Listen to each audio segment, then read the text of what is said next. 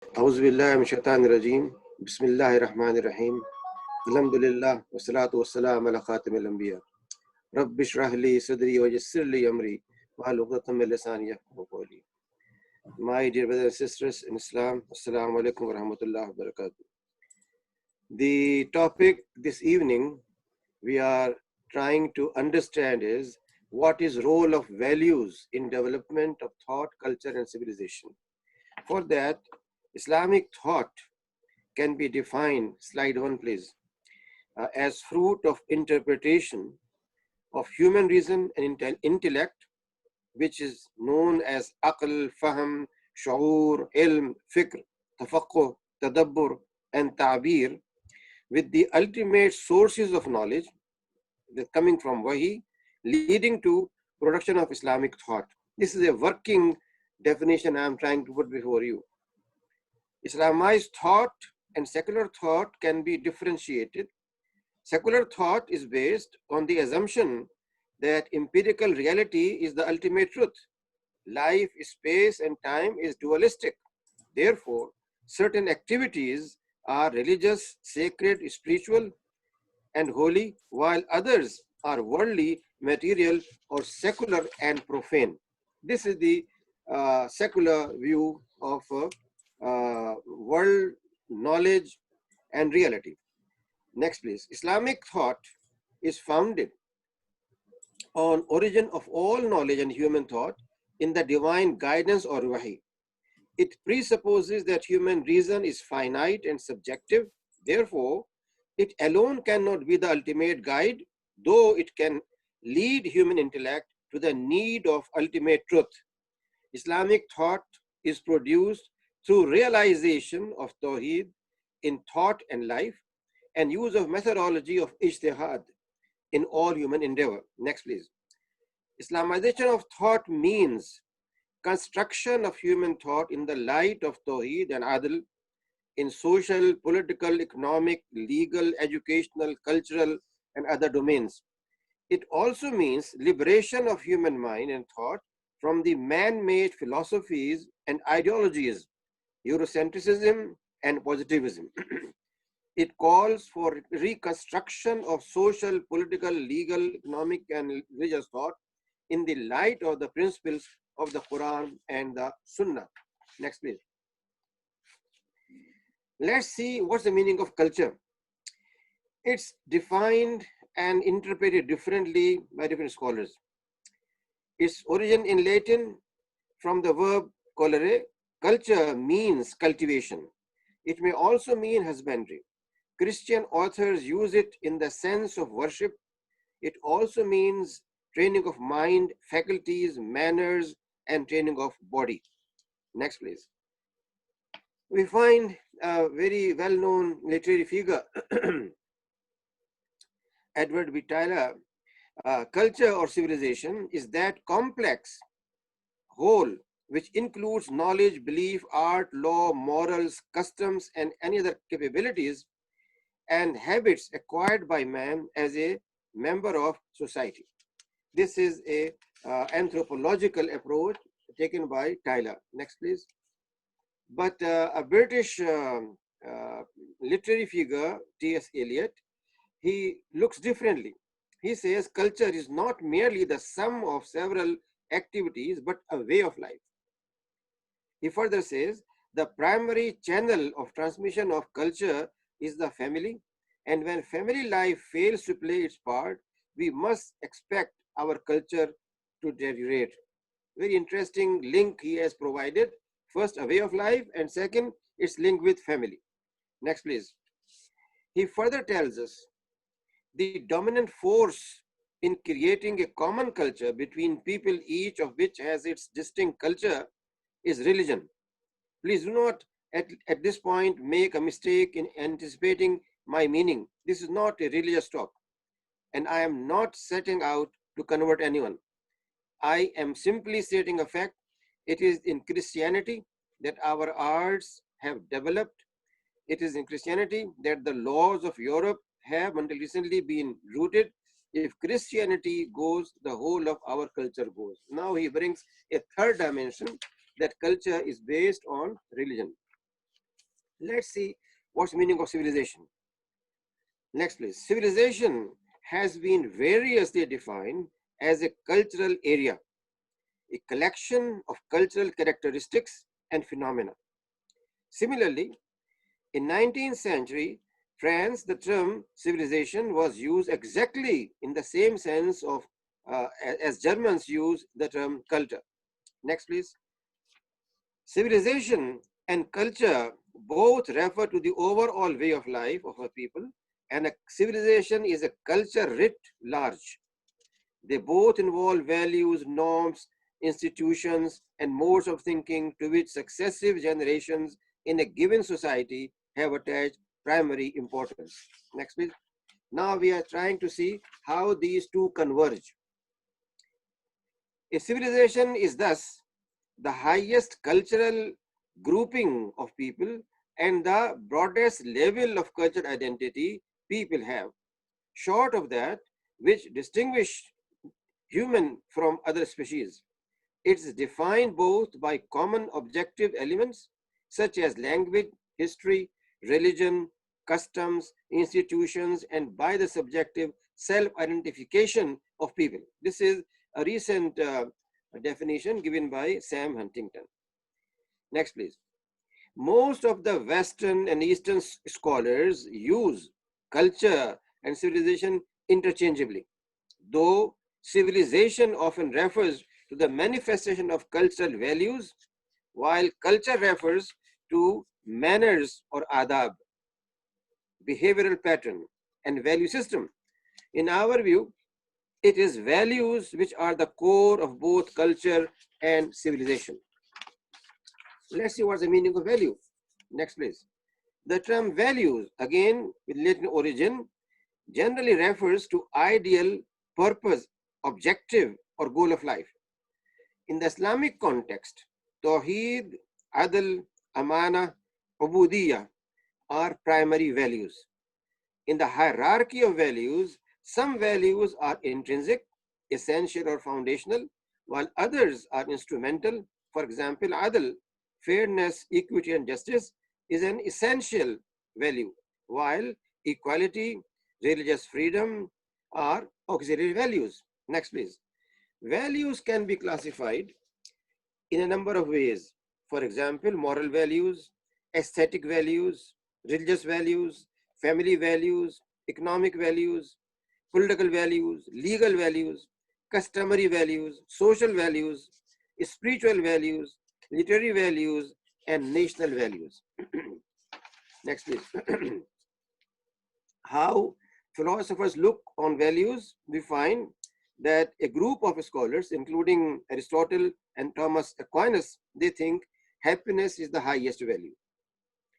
And the group known as hedonists or pleasure seekers think it is pleasure. It includes Epicurus, Thomas More, Hobbes, Jeremy Bentham, John Stuart Mill. And similarly, in Chinese thought, some think it is Zen, some think it is Li, the propriety and humanity, while the German philosopher Nietzsche thinks it is will to power, the highest value. And the recent thinkers Jean-Paul Sartre thinks that it is authenticity, but it is based essentially on my own conviction, what I think is right or wrong. Therefore, individualism. These are philosophical approaches, just a few to give you an idea about how values are understood by philosophers. Next, please. But how these values come into existence? This very simple diagram took me quite a long time to articulate my ideas. It tells you that globally, local customs and traditions lead to social habits and behavior of people, and those done continuously for centuries become ethical norms and values. Therefore, we always find people telling us that time has changed, values must change. There is evolution in society. With evolution, we must have new values, 20th century values, 21st century values, relative values, and so on and so forth. Next, please. Islamic approach is completely different. Next slide, please. Yeah. Which means that divine guidance or wahi is the base that provides universal values, and these values create social custom and behavior. It's complete reverse. Divine guidance from beyond guides through wahi in an objective manner. The values of the East and the West, whether it is Southeast Asia, Europe or America or Australia, grow in local society, local custom, the village environment where people think about certain issues and behavior. That becomes the gradually national culture, and that we think are universal values. Here, it is divine guidance that provides universal values, whether you are in a village or in a space, makes no difference. It's not subjective, made by you. It's not intuitive, what you think. It's not mystical, what's your so-called experience. It's not purely rational, nor personal, but it is given by divine guidance. Next, please. Local, national, and even regional values, like Asian values, we hear again and again nowadays, and culture evolve and build a particularistic vision and way of life. I'm Asian, you are African, he is European, Southeast Asian, and so on and so forth. Like European values, African values, and other values. The values of Johobaro, the values of so-and-so. Universal values are transcendent and carry a global applicability, like truth or sidq, justice or adl, trustworthiness, amana, fulfillment of contracts of uqud and ahad, steadfastness or sabr, persistence or istiqama. These values are not grown in Makkah, not in Medina, nor in Brisbane, not in Kuala Lumpur. No, these are absolute values which have to be followed by Makkans as well as Kuala Lumpurians. Makes no difference. Universal values are absolute, not subjective, not made by an individual, not by a regional or local society. They are not variable. They don't change with time. They change time. We make history. We are not product of history. They are not situational. They are not relative or subject to social evolutionary process. Universal values address whole of humanity without discrimination of color, gender, race, ethnicity, language, territorial nationality, or economic status. Next, please. Universal values are not particular, and therefore the Quranic sociology does not accept local, tribal, regional origin of values and religious vision. Values in Islam come from beyond. Society is to be structured and developed on the basis of values and not the contrary. While the whole sociology books, anthropology, history books, all of those tell you, this is the culture of Australians, this is the culture of South Americans, and it grows into their values. Islamic approach is complete reverse. Social construction of reality should take place in the light of divine guidance, not the contrary. Therefore, Adl and Ihsan are those values. Next, please.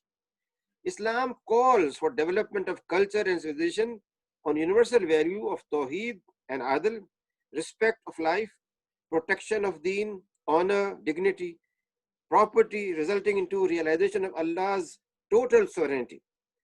The universal values on which Islamic culture and civilization are founded provide the criteria to judge any culture, Islamic or otherwise, which means if any culture is following the values Islam has provided, it may not claim by doing shahada, but it has Islamic trend, Islamic tendency, Islamic characteristic. Next, please. Iqbal considers Muslim culture a translation of Tawheed in space and time. He says the new culture finds a foundation of world unity in the principle of Tawheed. Similarly, another Muslim scholar, Maruf Pickthall, originally a British who converted and did a translation of the Quran, he says by culture I mean not the culture from whatever source derived, attained at any given moment of people who profess the religion of Islam, but the kind of culture prescribed by religion of which human progress is the definite and evolved aim. If any development in Muslim society is not sanctioned by the Quran or some express injunctions of the Prophet, it remains un-Islamic. That means doing a thing by a Muslim community in a place, Pakistan, in Egypt, anywhere, without authority from the Quran and Sunnah cannot be called Islamic. Unfortunately, we have taken most of those customs and cultures which have no base in Islam as done by Muslims, therefore Islamic. Next, please. The culture of Islam aimed not at beautifying and refining the accessories of human life, it is aimed at beautifying and examining and exalting human life itself. Islamic culture is intrinsically bound up with religion, so imbued with the idea of Allah's universal sovereignty. Islamic culture, whether we survey in field of science or of art or of literature or social welfare, has everywhere and always religious reference. This is how Pickthall thinks. Next, please. Another contemporary scholar, Sayyid Maududi, he thinks in a more comprehensive way. People think sciences and manners, fine art, artifacts, social behavior, civility, and political mannerism is a civilization of a people. These, the fact of the matter is, are manifestations of civilization and not the essence of civilization. The real worth and value of civilization tree cannot be estimated from the branches and leaves or how glamorous dress a people wear. We need to go deep into its soul, essence, and its roots to discover its reality.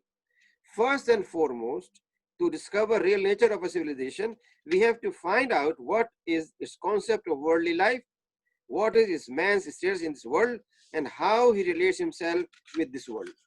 Next, please. He elaborates in 5 points. He says that secondly, what is the ultimate objective of life of man? What is the purpose of striving, struggle, and endeavors? Thirdly, what is basic belief system and thought on which character and personality is built? Fourth, what is kind of human beings it visualizes? What is his ideology? What ethical and moral values he wants in society? Fifth, how a civilization defines interpersonal relations and looks at the building block of family, neighborhood, friends, authorities, its belief, its brief, what is the basis of social systems. And in other words, the civilization is constructed on 5 pillars: concept of worldly life, objective of life, basic belief and thought system, training and building human resource, and the social system. That brings us to the conclusion. Islamic culture and civilization refers to the value system, belief, worldview, concept of man, ethics and morality, which is reflected in its art and architecture, social, economic system, dress, food, legal institutions, and ways of relating within the and outside the community it builds. Which means that to understand a culture by studying food of Africans, Asians, Americans is as done by anthropologists. But Islamic approach is study their food, but ask which food and how they are making it. Is it halal or haram? Is it ethically permissible or not permissible? Next, please. Yeah. Islamic civilization and culture transcends the form and medium. It is not confined in Malay food, in Persian food, Turkish food, which is mistaken as Arabian, Turkish, Iranian, Central Asian, Andalusian in art and architecture, literature, dress, food. The universalism of the Islamic culture and civilization manifests itself in suitable mediums in a given space and time. Medium is not the base, but the spirit and value is the base. The essence of Islamic calligraphy, for example, is not in angular, kufi, nabiti, hamiri, naskh, nastaliq, sulus, khat diwani, or arabesque as such, or in any other medium, but in its tawhidi vision, manifestation, and its dynamic movement. Next, please. Universality of Islamic culture and civilization is remarkably reflected in the creative artwork at a global level, equally represented and carrying the same values in Spain, in Near East, Far East, Central Asia, Africa, and anywhere else. Therefore, Islamic culture is not a product of Arab or Semitic genius. Unfortunately, many young scholars, Muslim scholars, use this term that Islam is Semitic genius, and that is total misconception. It's not Semitic mind which gave birth to Islam. It's Islam that gave birth to Islamic thought and culture. Therefore, it, on the contrary, Islamizes Arabs, Persians, Turks, Nigerians, Malaysians, as well as Europeans and Americans in their custom, in their thought, in their tradition. Next, please. The tree of Islamic culture and civilization does not have its roots in Asia, Africa, or Europe, but in the divine guidance, Hidayah, Sharia, and Wahi, or universal Tawhidi epistemic paradigm. Therefore, wherever it is planted, wherever it grows, wherever it reaches, it brings same fruit. You take the seed of Islamic thought and culture, put it in Central Asia, you have Bukhari and Muslim and Tirmizi and all those. You take it down and put it in Africa or Andalusia, and you have Qurtubi and so on. But all of them, with the difference of names and their geographic territory, all of them come up with one and same worldview. Therefore, it is values and not the so-called local culture or values that become part of tradition or that become manifested in what people call cultural civilization. This is, in brief, role of values, and therefore Islamic civilization culture cannot be confined to Arabian way, Arabian dress, Turkish dress, Malay dress, but to those values due to which that dress is adopted. That value is haya and satar. That value is halal. That value is humility, tawadu. It's not a matter of people doing it because they are born in a kampong and kampong has this culture. No, it's not kampong. Kampong is to be translated, converted based on values. Jazakallah khair. Questions?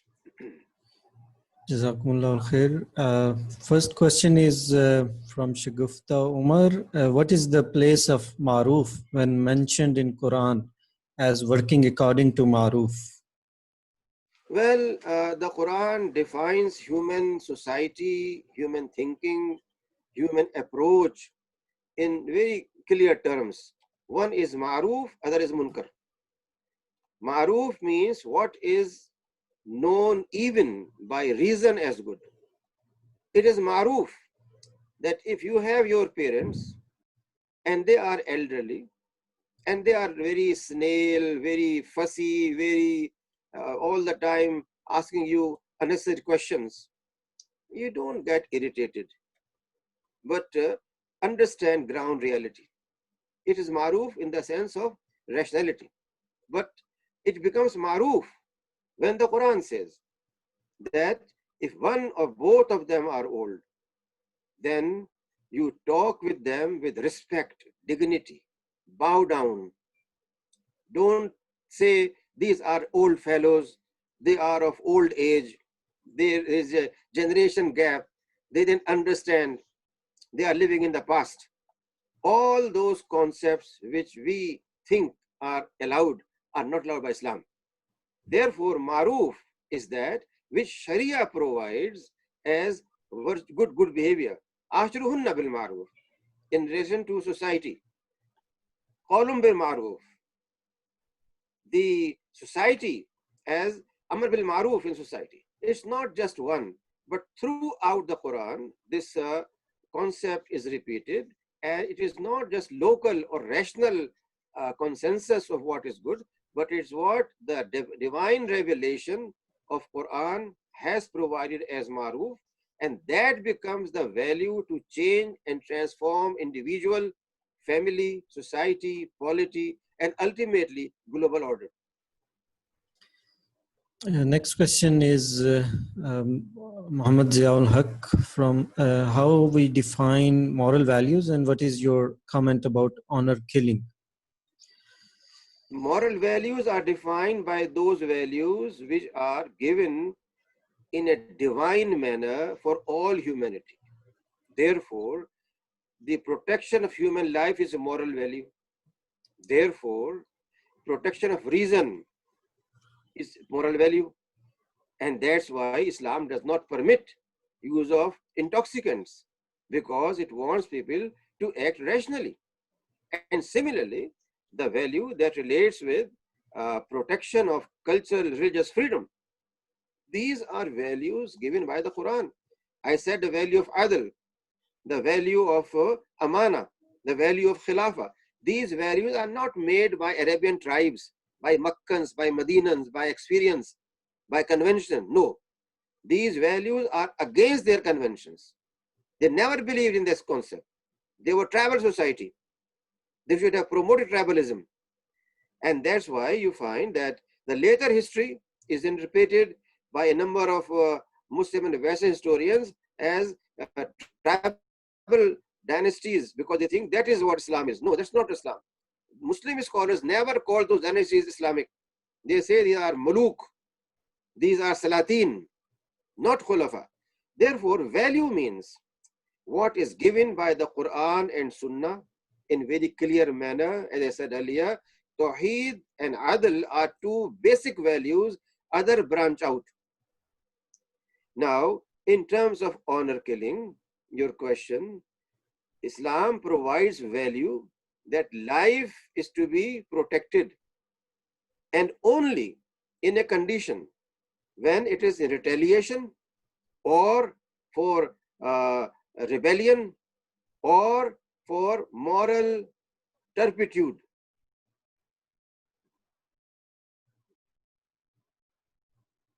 That is zina.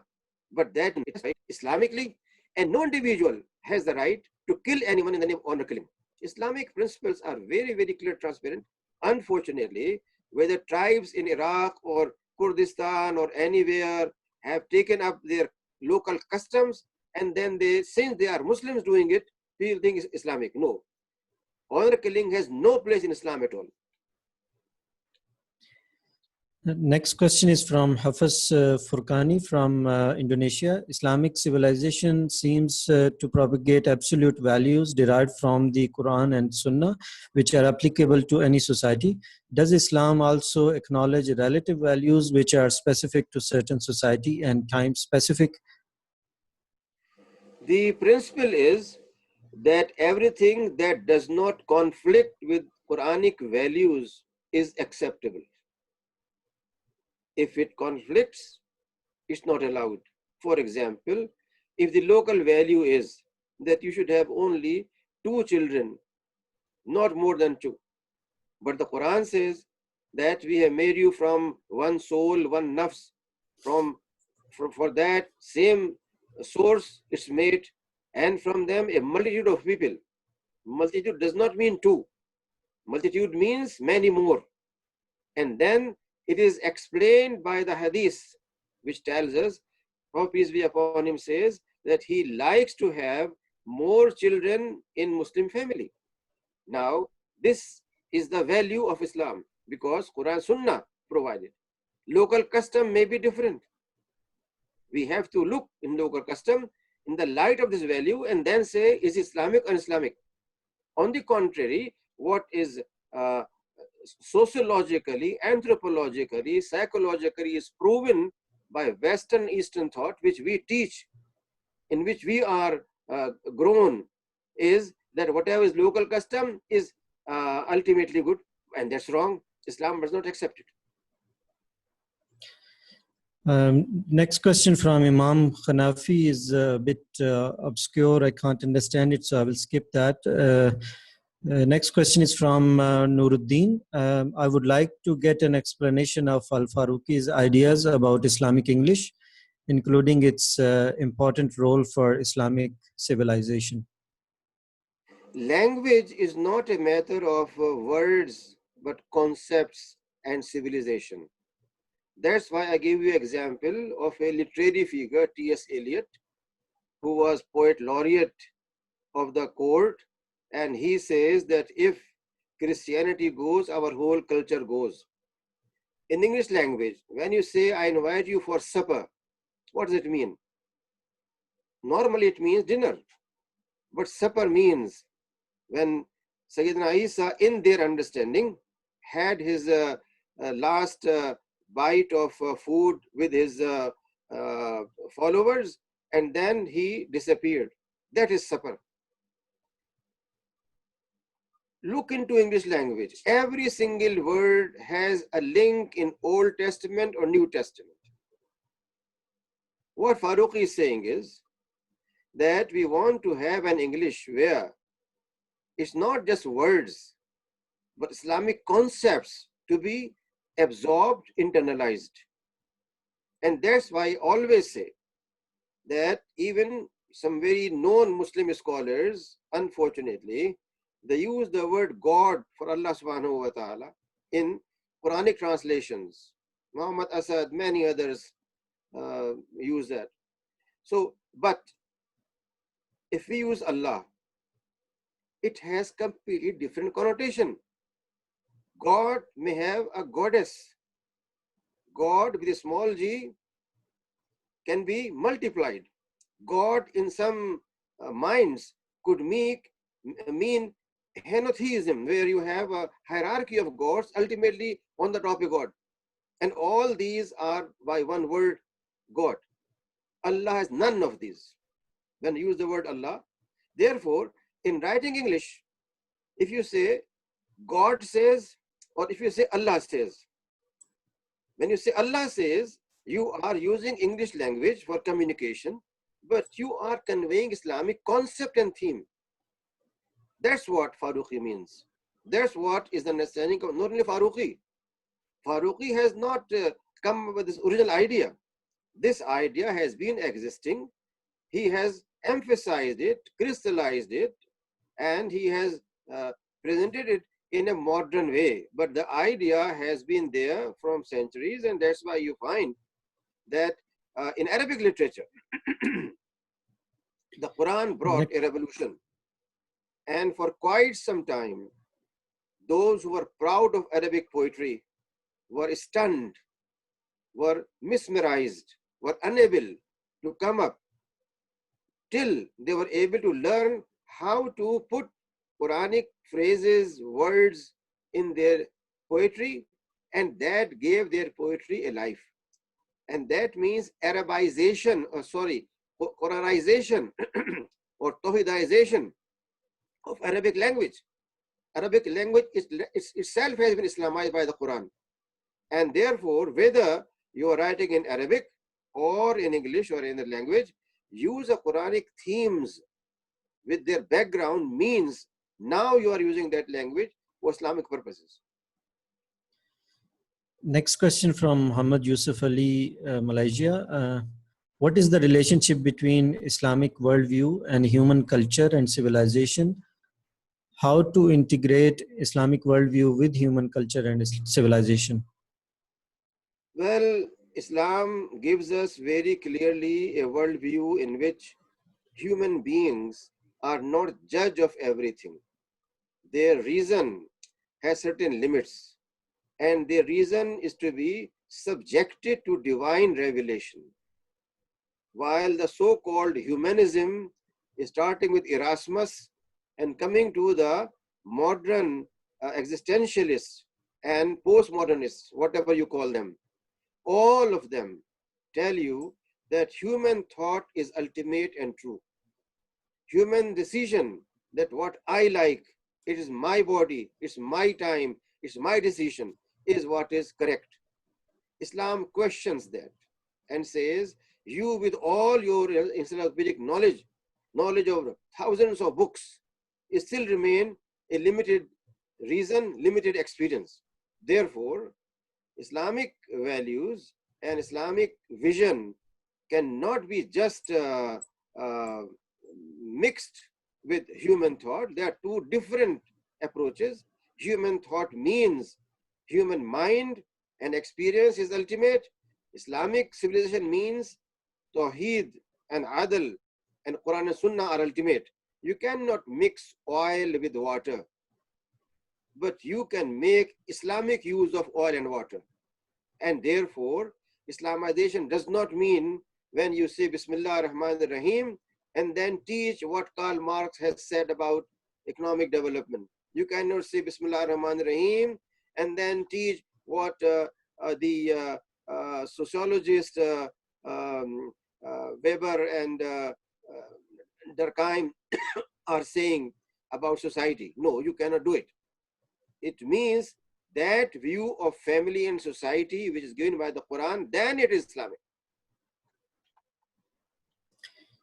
Next question is from Tayyib Saqib. If we are to judge culture or civilization based on ethics, where are the ethics coming from? If from Wahi, is all of the ethics coming from Wahi? Because it can be seen in Sirah that Islamic culture was built around Arab culture.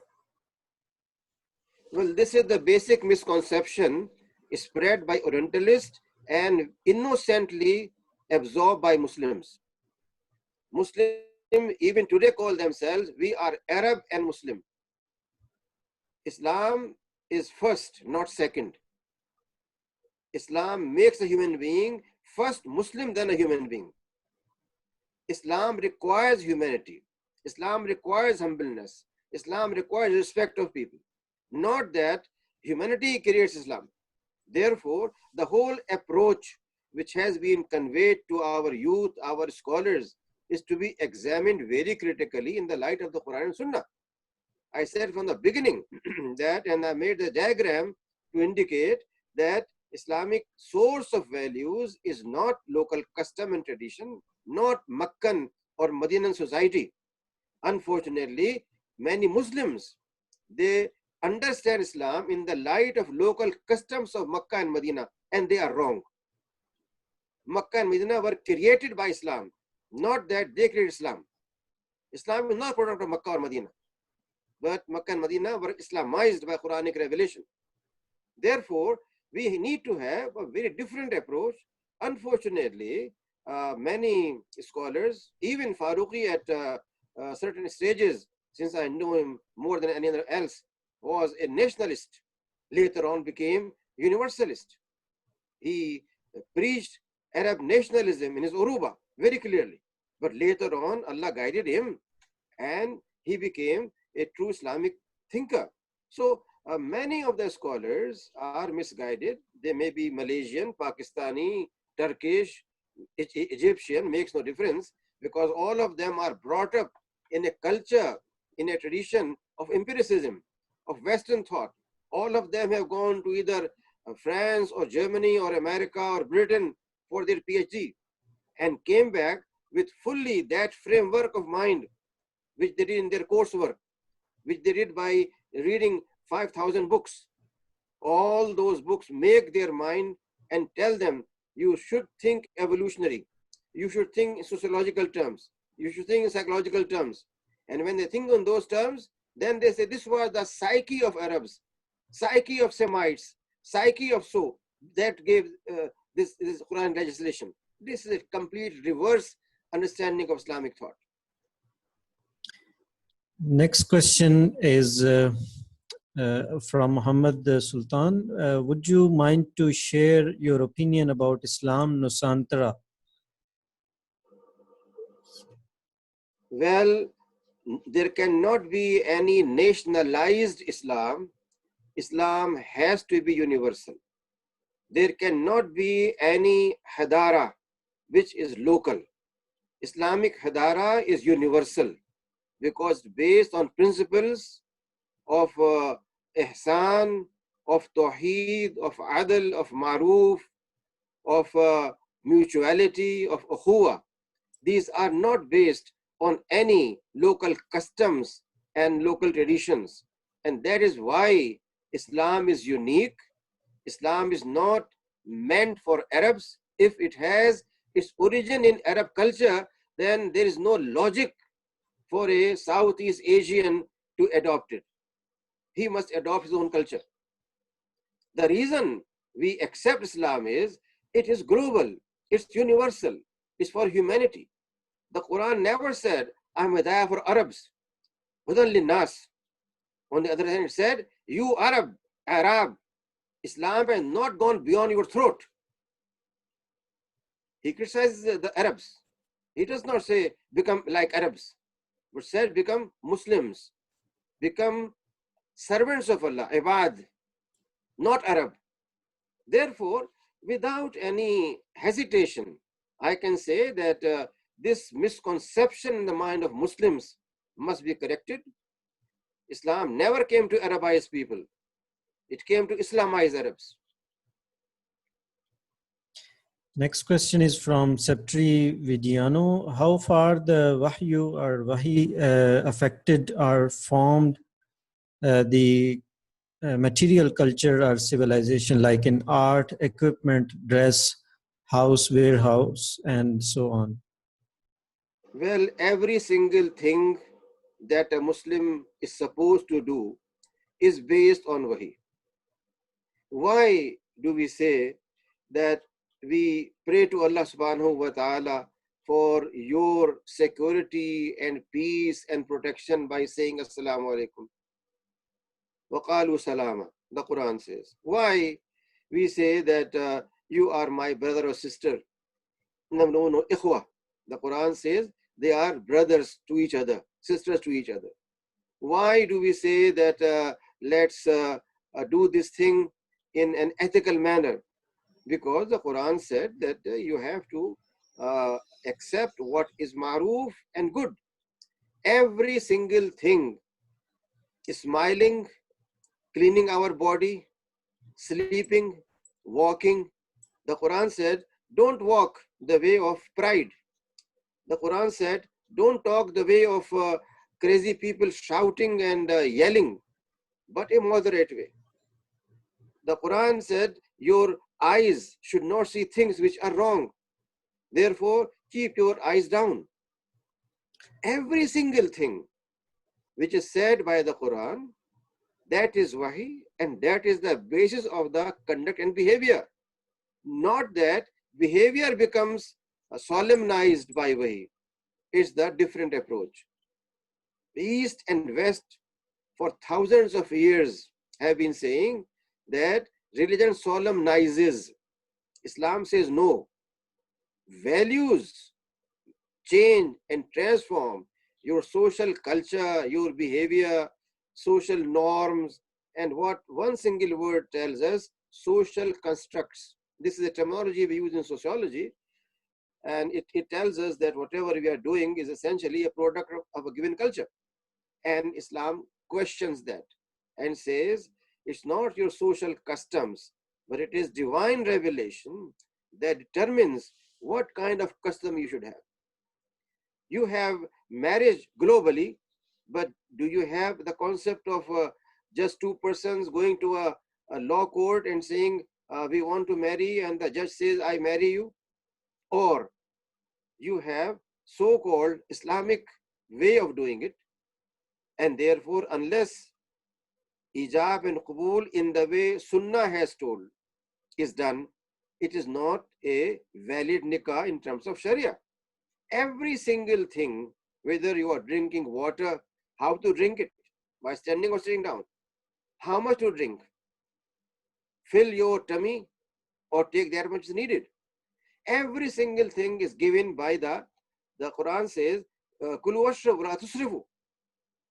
You look into Quran and you find for every single act a divine basis based on which we have a global civilization and culture we don't have a local culture and civilization. Next question is from Irfan Adam. Can we say that Islamic values are equivalent to Islamic worldview? If not, what is the difference? Islamic worldview means your belief in Allah subhanahu wa ta'ala as the creator, your belief that human beings are not by themselves everything, but they are created for the purpose of serving Allah subhanahu wa ta'ala. But how to serve? Should they think themselves? Should they ask their parents and grandparents? Should they ask some people in universities or in monasteries? Or should they ask Allah subhanahu wa ta'ala? Here comes values. Values are given by the Quran and Sunnah, not made by human beings. And values tell us that as Muslims, how far we are confirming the Islamic worldview. If the value is of haya, but every single Muslim male is coming to his office in Bermuda and a t-shirt, then should we say they are confirming Islamic values and norms, or they are confirming the so-called Western liberalism? Action of wearing dress reveals very clearly what are values of a person. If the Quran says your call must be layyan, and whenever you talk with anyone, you are bragging and shouting and yelling, then having that kind of behavior should be judged and understood in terms of values. It is values that determine our conduct and behavior, our thinking. So worldview means how you take this universe as your God, or there is a creator of universe who made universe. You take yourself as just a byproduct of evolution, or you take yourself as a creature of Allah subhanahu wa ta'ala, and as such, not a creation who is left to just find out what to do. No, but a creation who has been not only created, but provided a very clear set of values, norms, does and does not, halal and haram, and only when we do that, then we are observing those values in our way of life. I think we have run out of time. We cannot take any more questions. Thanks everybody for participating in this session today. I would request Dr. Anis Ahmed to kindly summarize, give his conclusion on today's lecture. Jazakallahu khairan. I have tried in a very brief time to challenge the Eastern and Western thought of culture and civilization in which I was brought up and raised, which I have read and studied as a result of a long intellectual journey. And ultimately, I find that all that I was trained was incorrect. Essentially, it is not local culture or custom, Eurocentrism, everything originating in Europe, but essentially everything originating Islamic values like Tawheed, Adl, Amana, Khilafa, and the values of Maruf, value of Haq, truth, and so on and so forth. These values create a behavior which is one and same in Turkey, same in Malaysia, same in Australia, same elsewhere, because Islam is universal. On the contrary, the Scottish, the British, the French dress, food, way of doing, even jokes have local base. Islam is against that concept. Islam is not a result of Arabian culture, Arabian thinking, Semitic intelligence. All these are concoctions based on deep European indoctrination. Islam wants to liberate us from this terminology, from this approach, from this methodology, and new methodology of ijtihad, we'll discuss later on inshallah sometime.